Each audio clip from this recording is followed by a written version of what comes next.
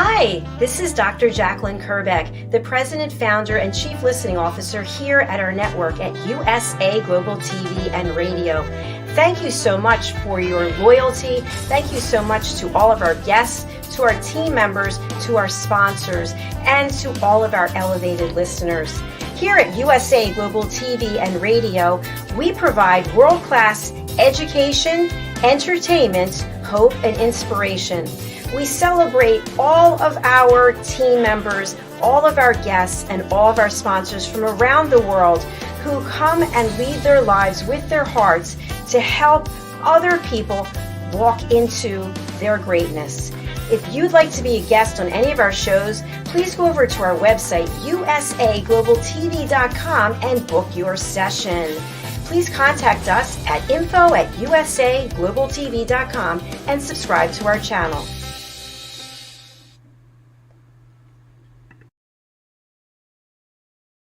Hello, everyone. Happy Friday or happy Saturday, wherever it is you are in the world. Thank you for joining us here on USA Global TV and Radio. I'm Dr. Jacalyn Kerbeck, and our show today is Authentic Achievements. Our topic is I have my doubts. Exploring this topic with me is the star of our show. We're thrilled to welcome her back. It's Kim-Adele Randall joining us from chilly London. Hello. Hey, Dr. Jacalyn, lovely to see you. Thank you. Lovely to see you as well. How have you been? Yeah, good. Thank you. Good. I think we're getting to this place where the nights are getting a little bit lighter, and that always makes you feel good, doesn't it? Like spring's just around the corner, which never fails to fill me with smiles, albeit, and I love the title of the show, I have my doubts. There have been days recently where I have my doubts that spring's ever going to come. It's been that cold. Oh, my goodness. I'm so sorry to hear that. Here in Florida, and I'm from the Northeast, I forget that it's cold until I talk to my friends around the world. They're like, we are freezing here. They've got blankets on doing the show. They've got big furry slippers on. So I know what you're saying. Yesterday, I looked at the sun when the sun was setting, and it seemed like it was maybe 5 or 10 minutes later than before. And I thought, wow, this is great. I love it. It's funny though, isn't it? It always reminds me of a time when we were actually in deep snow at the time, and my ex-husband was complaining about how cold it was. But unfortunately, he was complaining to one of his friends who's in Canada, who kind of came round with it's minus 27 over here. Suck it up, princess. I don't think it helped that I thought it was hilarious to say suck it up, princess, to him pretty much every time he did anything after that. I love it. It is interesting, before we get into our topic, it is interesting that some people spend most of their life in a place where they were born. It's freezing cold. I mean, really cold, like what you're talking about, and they don't leave because they're just used to it. And I guess their blood, their body, their mindset is just, okay, this is what we have. I'm going to deal with it and accept this is part of my life.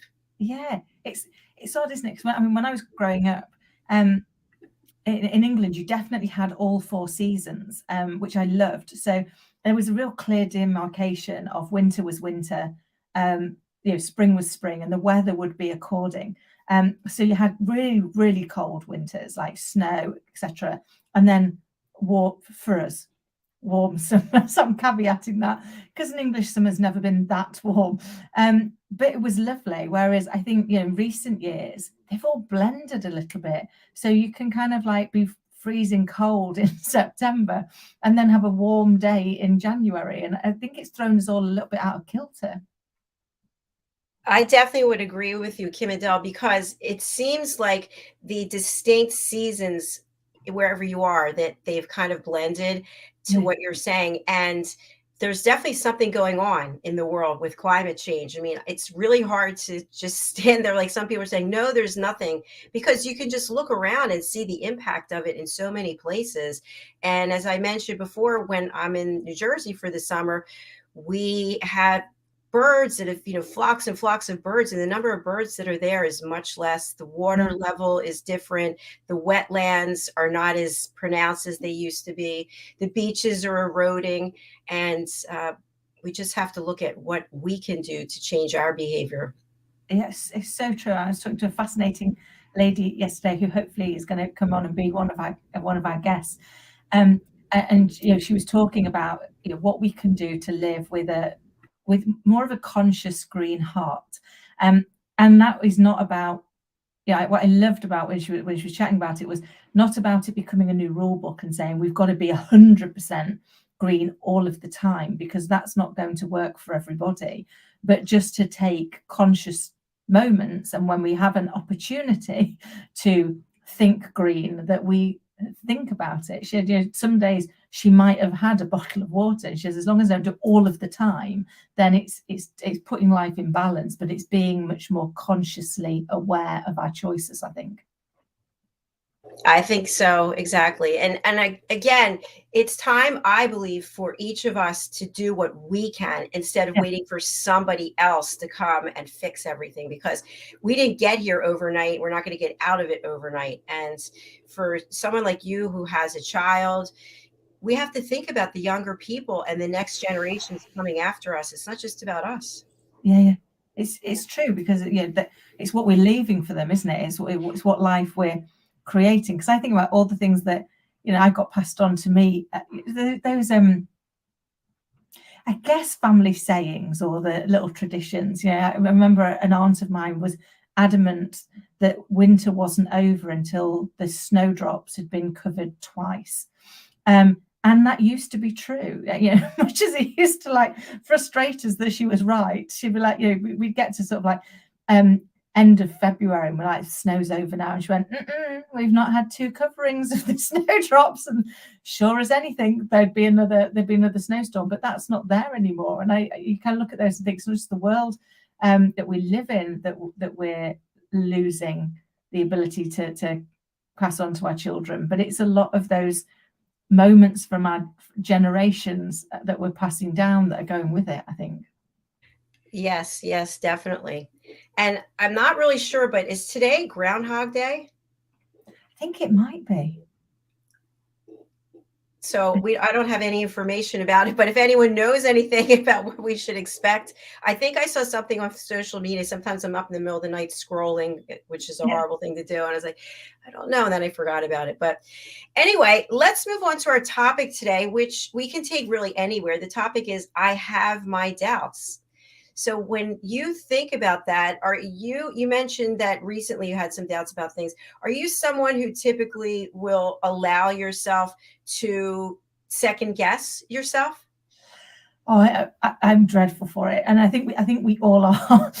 We all have that ability to two second guess ourselves, and unfortunately, we very often err on the side of the negative. So, as I talked in my TEDx last year, the piece for me that I try and remember is that everything that I'm fearful of, I've had to imagine. It hasn't happened yet, so I've made it up, I've created it, I've imagined it. And the same is true of everything that I'm hopeful for. So they were both created by me. They were both created by the same brain. They're therefore both equally likely to happen. And therefore, I try my best in those moments to focus on what I want. So to look at, and you can't stop yourself from having that conversation of something that you don't want. You can't go, no, I'm not thinking that, because the brain doesn't allow us to do that. But what I find that I can do is I can accept it. I can go, okay, so we're thinking on a negative. What would I like to happen instead? What would that make me feel like? How would I celebrate if that happened? So now I'm spending a lot more time thinking about something that I do want. And then somebody also taught me laughter therapy.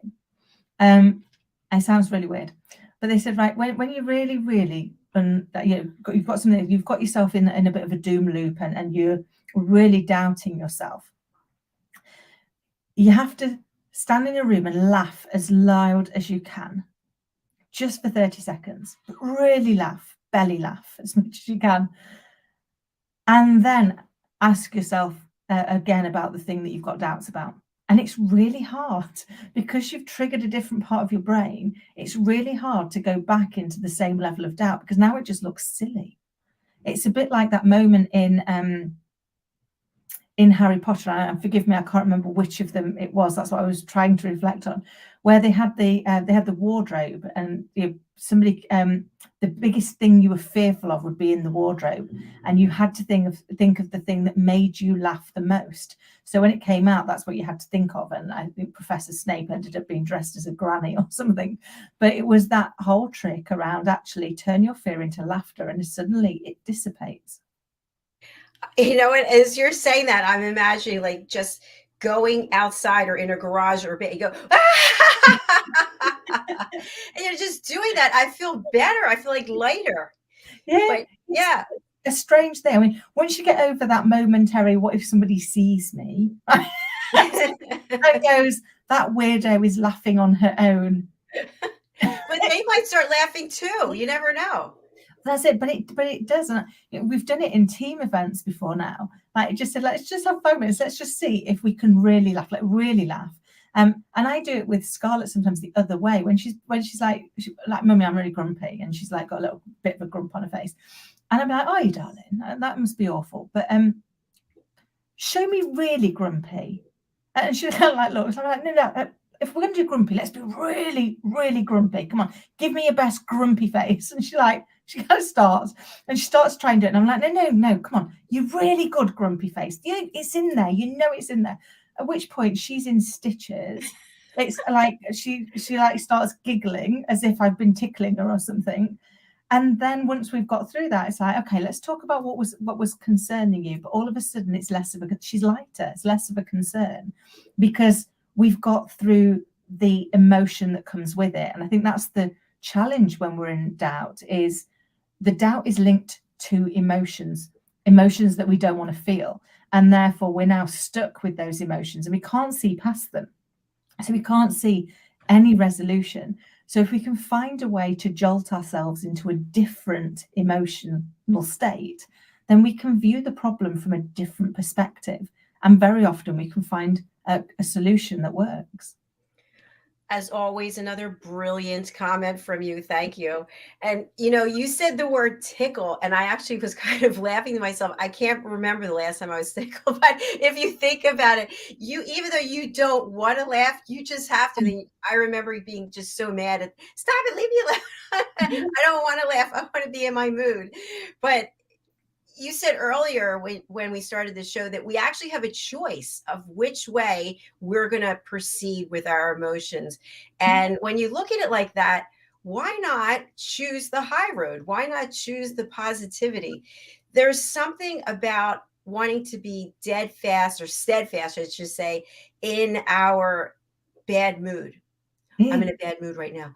I'm going to be right. And people try to help you get out. You're like, yeah, exactly. Why do we do that? I don't know. But I think it's, so I'm reading a book at the moment because, as you know, Scarlett's been having some challenges, and it's called The Whole Brain Child.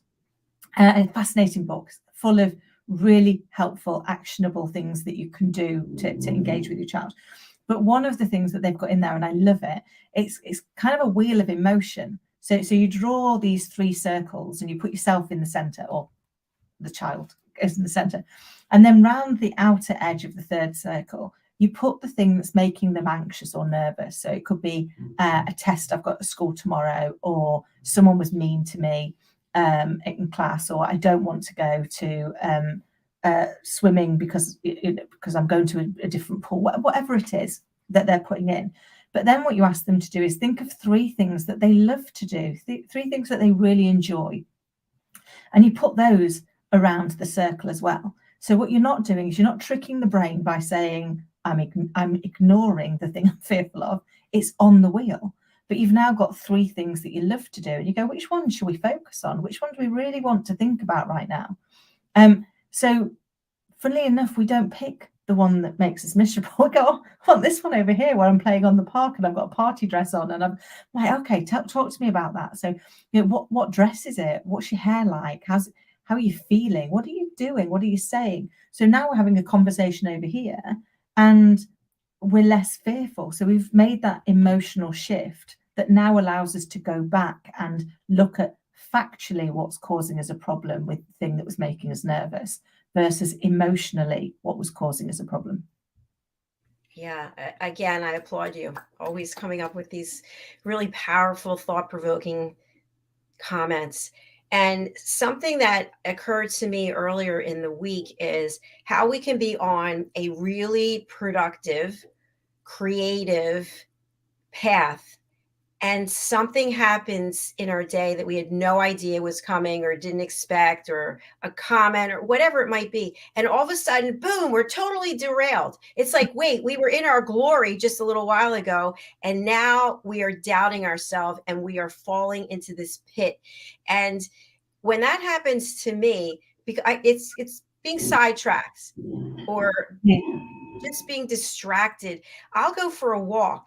And as soon as I go outside, because I'm in the dark all the time here in the studio, I go outside and I look and I go, oh my gosh, look at the beautiful sky, look at the birds, look at the trees.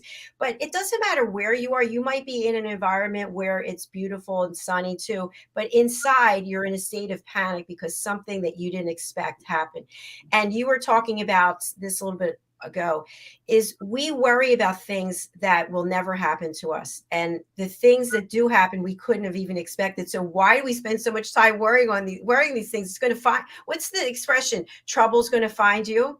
Yeah, it's so true. I love that, because we waste all this time. And also, have you ever had a conversation that you know you've got to have, and you put it off, and you put it off, and you put it off, and you spend days driving yourself mad with how bad it's going to go, with kind of like, your summary in your head of like, it's going to be awful, they're going to do this is going to happen, here's all the outcomes, none of them are going to be positive, it's going to be an utter disaster.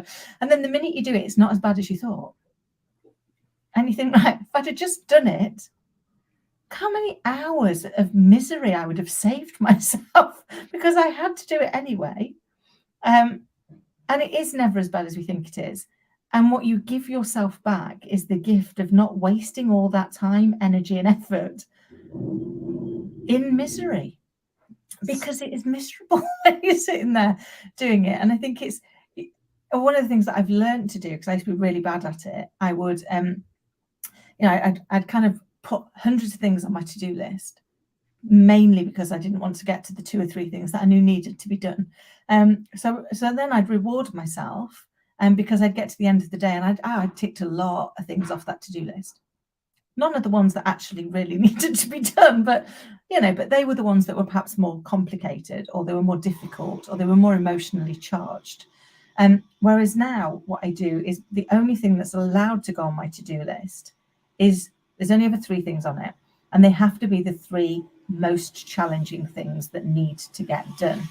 And I'm not allowed to do anything else until I've done those. And then when I've done those 3, I can reward myself with whatever else I want to do for the day.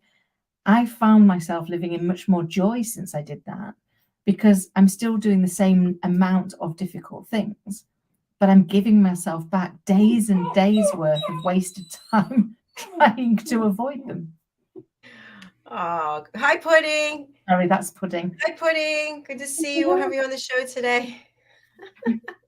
Sorry. Hello, Pudding. How are you, sweetheart? Love to make an appearance, doesn't he? Of course. Why not? We had a dog and cat on yesterday on another show. They're part of the family. They get to say what they have to say. Yes. Everything you're saying is resonating with me. And I feel like that list that you talked about with the things that you were all the way at the bottom, we give ourselves a crutch and we just lean on that crutch. This actually happened to me 2 days ago. I talk all the time about my workout. I go to Solid Core, not a paid spokesperson, but I have weightlifting gloves. I always have my gloves, because sometimes your hands sweat. I'm hauling a lot of weight, whatever it might be. And I got to the parking lot and I realized I didn't have the gloves. And I was literally, oh, what am I going to do? Like, I was in a complete state of panic. And I'm thinking, I don't have time to turn around. So I had a little towel with me, and I thought, well, maybe I could use this. Anyway, a woman came over to me and she said, oh my gosh, I'm so glad that you're here. I told my husband about how strong you are, and I'm going to be next to you today. And I was like, this is what I said to her. Instead of like, oh, thank you, I said, but I don't have my gloves today. I don't have my gloves. I'm not going to be as strong. Like, and as soon as I said it, I was just thinking, you sound like an idiot. And she said, oh, do the gloves make a difference? as though now I'm thinking I'm not really strong. The gloves are strong. It's not. So I said, Not well, me.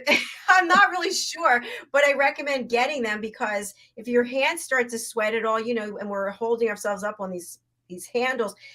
And so anyway, I just stopped talking and I said, thank you very much. I really appreciate it. So I went back to the bench, the machine, and I just said, well, it's in your minds. We're going to see what's going on. And you know what? I ended up being just as strong, if not stronger, Yeah. without the gloves. But yet in my mind, I'm not strong without gloves. What I love about that is, one, that's what we do, isn't it? Something derails us and all of a sudden it's now in control. It's driving that car and we're just going with it. It's like la la la la la. No idea where we're heading.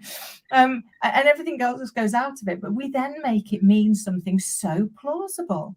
So we tell ourselves, well, it's not me, it's the gloves. Give the gloves to somebody else and they're going to be strong. I'm not going to be weak. As if I don't know, Clark Kent and Superman or something. And you're like, that's not likely. But what I loved is that you actually pushed through that. You're like, well, we're going to have to give it a go. And funnily enough, you were just as strong without the gloves. Because if you did give those gloves to somebody else, say you gave them to me, I promise I will not be that strong in them because it's not one of my core strengths. But it's funny how we almost have to distance ourselves from anything that we are good at, and make it as something else. One of my friends over here, and I'll try and make it translate, because you don't have a shop like that over in America. But say it was a thrift shop. She calls it the thrift shop brush off. So somebody gives us a compliment, somebody tells us something, and immediately our mind needs to brush it away. So it's like somebody says, oh, you look lovely today. And you go, this? Oh, it's just a £5 from the thrift shop. Or you go, oh, I'm not strong. It was the gloves, and the gloves aren't here today. So I'm now going to be a real failure. Instead of just going, thank you, and absorbing it. But we can't seem to always do that, can we? Because our brain starts to trick into the, what if it's not me? What if, back to that, I have my doubts. What if it was a fluke? What if I was just lucky? What if I can't repeat the same success? And that's why we get things like lucky socks and things like that. People, I can't do that because I haven't got my lucky socks on. And you're like, but what made them lucky? Because on the day that you were lucky, you didn't know those socks were the things that were going to make you lucky. So what is it that we can take out of the object and recreate emotionally for us to reconnect with?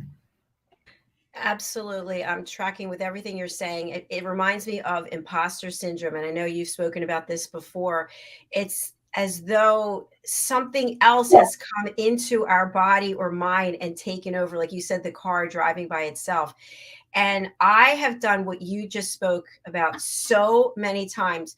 This dress is, I look so fat in this dress. I don't even know why I'm wearing it. I need to go. And the person's like, okay, I just was giving you a compliment and now I'm getting to hear all of these other things that last week, I think it was, on The Power of Etiquette Matters, right after this show, Philip Sykes, who is the principal of the British School of Excellence, we were discussing this subject about the thank you. And I always feel if someone gives me a compliment, I have to put myself down and then I immediately have to compliment them on something, because how selfish of me to receive a compliment and not give one in return. And my recollection of what he said was that you say thank you and that's it. You don't need to say anything else. But it's that silence, that pregnant pause. What are we going to do with it? It's so true. Somebody shared with me once, and it really has helped me. They said, imagine every time somebody gives you a compliment, imagine what they've just done is hand you the most precious, delicate glass ornament. So you've got it in your hand. The minute you brush it off, what you basically do is you open your hands and you let that ornament go. You would never do that. If somebody gave you a precious gift, you would never stand in front of them and just let it go and smash on the floor. So now when people give me a compliment, I try really hard to go thank you, and then run the rest of the dialogue in my head, because it still comes. I I still have the, was only a fiver, or I still have the, oh no, not really, I look really fat today. I'm not, let me tell you all the things I've not done yet that you might not have noticed, but I'll point them out to you so that you realize I'm pretty hopeless.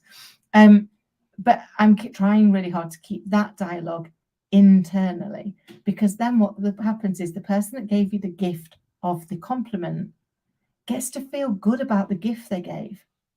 And I didn't realize that inadvertently, when we're rushing off to brush it away, we're making them feel like their gift isn't worthy. And that isn't what we're trying to do, but it is the impact that we have when we brush it off. And because we'd never want to do that to somebody, we'd never want to make somebody feel like the gift they gave us isn't worthy. It's a great way of reframing it so that you can get to a place where you go, thank you.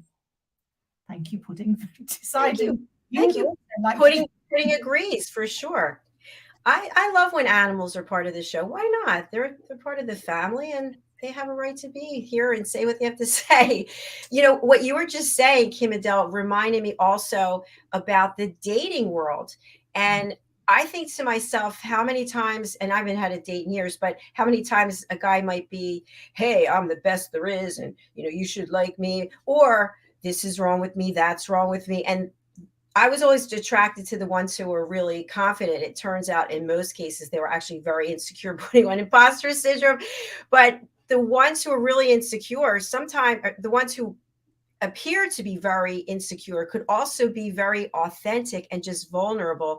And I know, having been like that myself, telling people, well, I have ulcerative colitis, I have facial eczema, because I wanted to see if they would stick around during the tough times. So I put it out there right away. Now, on one of our shows, The Listening Mentor with Caroline Hewitt, she's a Harley Street stress expert, we had a conversation about this, and I think we left it with, you don't have to put out everything that's you feel is wrong with you on a first date. Mm-hmm. But I also feel like that's, you know, this is having my doubts. That maybe is disingenuous, because if you don't let somebody know, if you have an autoimmune disease, for example, or you have some kind of issue and you don't share that with someone, and then you get into the relationship and they're like, oh, you should have told me about this, because this is not something I'm gonna. You could have found out right away that that person wasn't going to be there for the tough time. So I have my doubts. I'm not really sure which way is the best way to go. What do you think? Oh, I love it, and I don't know. I have my doubts too, because I'm possibly an oversharer. You know, it's like, just to point out all of the things that are wrong with me, just so you know. Here's the list. Anything I've missed, add it to it. It's fine. You know, I'm constantly learning. I'm good at that. But because I don't want people to think that I've been disingenuous. But then I think, I guess, and somebody shared this with me, and I've not thought of it from this point of view. They said most people don't go in and give a list of everything that is wrong with them. So anybody that you meet that you've just given the overwhelming list of, like, you know, I'm basically horrendous, don't spend any time with me, is going to think, wow, what else are they not telling me? Because everybody keeps something back. And I was like, I'd never thought of that. So, you know, I'm out there bearing my soul, going, you know, I've got all of these things that are wrong. And they're probably thinking that I'm not telling them everything. So that could make you significantly worse. I think all we can really do is go with what feels right. I think sometimes we think there's got to be a right and wrong way of doing things. And I think sometimes you've just got to go with what feels right in the moment. And as long as in the moment it felt like the right thing to do, and at any point later on, if it didn't feel like the right thing to do, you apologize. Then there's probably no better way we can be. Yes, and I'd like to take it to another example and see what your thoughts are. If you're going for a job interview, you're sitting across from that person, you go, I just want to let you know, I've been fired from every job I ever had. I have this problem, I have that. They'll be like, hello, can you please get this person out of my office? Now, what if you were to take the fact, because you're going to have a resume that's going to show your jobs. What if you were to take that situation and turn it around? about what you learned from the opportunities or experience. So instead of hiding certain things, what's the value that you gained from having that opportunity, for example? So once again, I have my doubts. I don't know. Yeah, I love that because it's true. It's not the mistake that defines us. It's what we do with the mistake. So actually, as long as we learn something from it, as long as we're able to go, do you know, actually, I used to be really pig-headed and I wouldn't really listen and I thought I knew best. And as a result of that, unfortunately, I clashed with a number of employers and it ended up having to move around a lot. What I learned was that I needed to have a better internal perspective. So I've done lots of work on changing how I view things, being able to be a much better listener and recognizing that I play my best game as part of a team rather than trying to always be the star.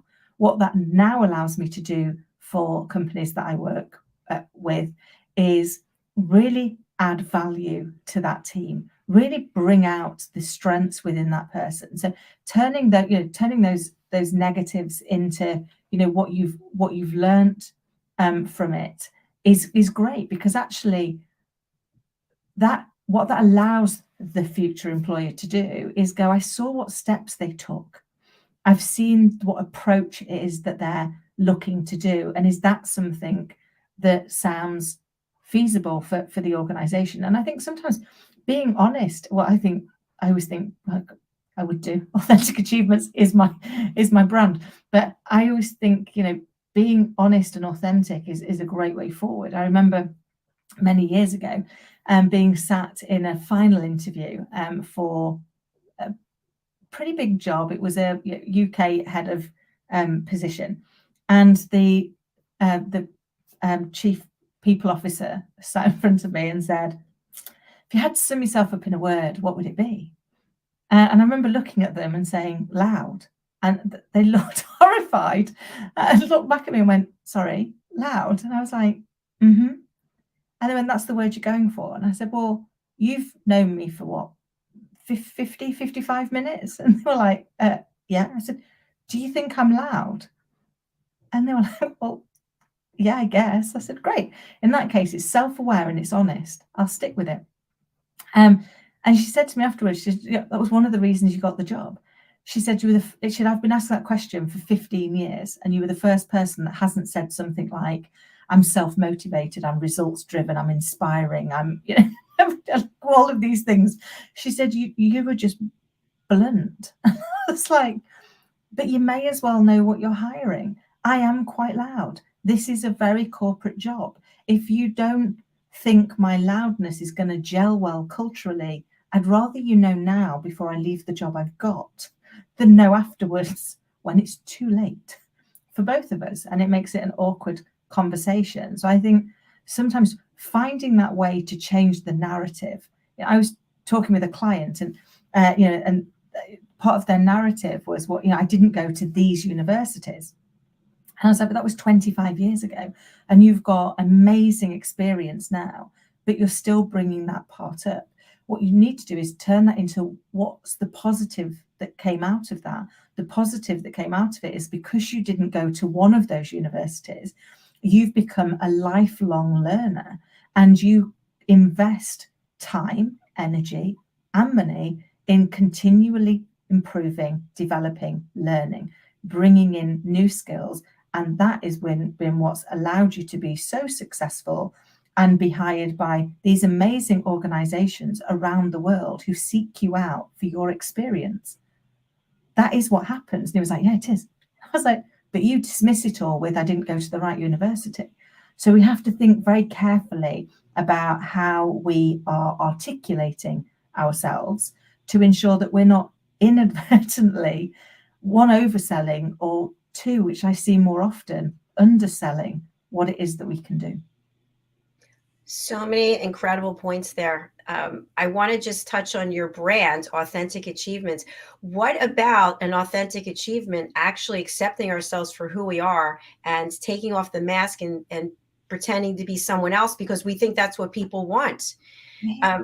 I know for me, I went to Penn State, undergraduate and graduate, and I have had several people in my life, not anymore, but through the years say, it's really a shame you didn't go to University of Pennsylvania because that's the other Penn, like the only Penn. And I would just look and think, no, I didn't go to Penn. I went to Penn State. What's wrong with that? But in their minds, I wasn't good enough because I didn't go to the Ivy League school. And that starts to settle in. And then as I got older, I thought, you know what? I went to college. I have a master's and I have a doctorate. If you don't like it, who cares? This is my journey. This is what I'm doing. But when we're younger, we get so bogged down with taking whatever our authentic achievement is and dismissing it because it's not what someone else thinks it should be. Absolutely. And our achievement has to be ours. And it took me a long time to get comfortable with who I am. And that won't be right for everybody. And that's okay as well. I tried desperately to be everybody's cup of tea. I'm a British person. We could argue about how we take our tea as much as we could about politics and religion. I mean, we're just never going to agree on that. And so I was never going to be everybody's cup of tea. And that was really hard because you just tried harder and harder and harder. And I lost myself in the process. I couldn't see any value that I brought anywhere. And I had to do a lot of work to get back to that. And now I look at it and go, the things I'm proud of, you might not be proud of them. Yeah, some days I'm proud if I adult appropriately for 12 hours. And that may not feel like a huge achievement for anybody else. But on those days, that is success, and I'll take that. But on other days, it'll be something different. And yeah, I spent lots of years in corporate life, and I didn't go to university. I don't have a degree. I do have an MVQ in hairdressing, which, funny enough, was never that important to anybody in my corporate career. And I worried about that for years until I realized that actually it's about what we learn and what we bring. And what we learn and what we bring don't always come from going to school or to university. They come from the experiences we have in life, from how present we are in the moment, and from how willing we are to do that lessons learned. I do a personal lessons learned every day. So what went well? What didn't go so well? Why didn't it go so well? What did I learn about that? What could I perhaps do differently faced with the same situation next time? Because that allows me to finish whatever the negative thing was, and now find a way that means I'm not going to be scared of it happening again, because I already know what I'll do differently next time. In the same way that we would do with big projects and big organizations. I think if we can start small, and there's a great term that's around that I got asked to write an article on this week, and it's the first time I'd heard of it. We've heard of quiet quitting. But there's a new one, which is quiet thriving. And it's about doing the small steps that allow you to personally thrive, whether that's showing appreciation to yourself for achieving a small goal, whether it's taking an extra break, whether it's going and spending some time with people that bring you joy. But putting those parts into our day allow us to build the resilience and the mental bandwidth to be able to overcome the challenges. And as I often say to people, because I love an analogy, challenge like opportunity are just the same thing in a different outfit. A little bit like a squirrel is a rat with a better fur coat. Wow, that's amazing. I'm just having that imagery in my mind. Yeah, I can see it. Absolutely. So when we think about, I have my doubts, and we try to summarize for our audience, what would you say? Oh, I think we're always going to have them. And I think it's good that we have them, because if not, we might have lost touch with reality, because we are perfectly imperfect. But I think we have to. So for me, what I always do is I look at it and go, if this was Scarlett, so Scarlett is my North Star. She's the most important person in my world. If this was Scarlett, what advice would I give her? And then I make myself take that advice, because, and it works for us with anybody else. If somebody's telling us something, very often when they're telling us their doubts, our immediate thing is, oh no, but you'd be fine. You're great at this, because we can see in people things that they can't see in themselves. What we have to realize is that's also true of us. What we don't see in ourselves, what other people see in us, that's our blind spot. But when we look at what we're doubtful of and go to give the feedback to someone we care about, we see past those blind spots. That is a great way to close out the show. Thank you. And I think Pudding agrees as well. I heard it. Yeah. I'm so sorry. No, I'm serious. I love animals. Being here today, Pudding, what do you think? I think he has his doubts that he's going to get another walk, don't you? Oh, what a sweetheart. How old is Pudding? He's 20 months old, aren't you? You know, it's interesting, and I'd love to have you share with us. Pudding looks like Pudding has a very shiny coat. Yes. So on one of our shows yesterday, actually, with Red O'Loughlin on Talking Heads, he was discussing toxins, and he referenced a few times about how in the UK there are certain regulations about things going into food and also beauty products. So what is it that you feed Pudding so that Pudding has such a beautiful coat? So I'll be honest, I use a brand where they tailor it to each dog. So you tell it all about the dog, the breed, any of its health challenges and what have you. And then the company creates food specifically for the dog. So it turns up in a bag that's got Pudding written on the front of it. Oh my gosh, it's amazing. Which is really cool. And then if you have any challenges, so say for example, they didn't like the food or they pick up an illness of some kind, then you just let them know that, and they just keep amending it. So it turns up every 4 weeks, I think it is. But you've got an online portal, and you can keep changing it. And it's done by veterinary nutritionists and vets, so that they're really giving thought to trying to make your dog as happy and healthy as they possibly can. Because I as you know, he's my furry child to go alongside my non-furry child, and I know not everybody sees animals in that way. But for me, it is. I got caught out the other day because I was on the phone, we were dealing with something in the bank, and the lady said, "How many children have you got?" And I went, "Oh, one." And then Pudding was in, so was Scarlett. And I went, "That's it, follow your sister." And she was like, "Excuse me?" And I was like, "Yeah." She went, "How many children did you say you got?" And I said, "One." I said, "Oh, sorry, did you just hear me say follow your sister?" And she went, "Yeah." I went, "I was talking to the dog." And she just laughed. Like, "Yeah, sorry." They think they're brother and sister. I said, "But from a legal point of view, in a banking conversation, I recognise he's a dog, or not actually a child of mine." But I think we just want them to be happy and healthy. Like I guess we want for everybody we love, don't we? For every living creature, really. And I would love to have you come on the Pet Psychic Show and talk about that, and also bring Pudding. The Pet Psychic Show is actually today. It's at 3 p.m. my time, which would be 8 p.m. your time. So I don't know if that works for you on a Friday or not. I can make it work. Possibly not today, unfortunately. But yeah, no, let's do it. Pudding, we can get to another TV show. Yes, Pudding's going to be a star of the show. I love it. Well, Kim-Adele and Pudding, we have to sign off. We have our next show coming up. So I'm going to spotlight you. Please let people know how they can reach you and who you'd like to contact you.